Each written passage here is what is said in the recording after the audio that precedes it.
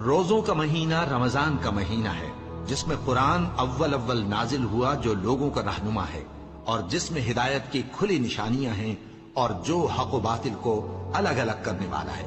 تو جو کوئی تم میں سے اس مہینے میں موجود ہو چاہیے کہ پورے مہینے کے روزے رکھے، اور جو بیمار ہو یا سفر میں ہو تو دوسرے دنوں میں روزے رکھ کر ان کا شمار پورا کر لے۔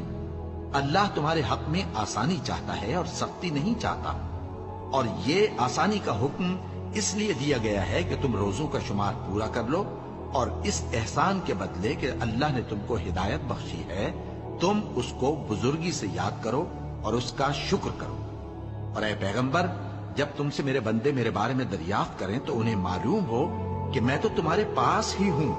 جب کوئی پکارنے والا مجھے پکارتا ہے تو میں اس کی دعا قبول کرتا ہوں، تو ان کو چاہیے کہ میرے حکموں کو مانیں اور مجھ پر ایمان رکھیں تاکہ نیک رستہ پائیں۔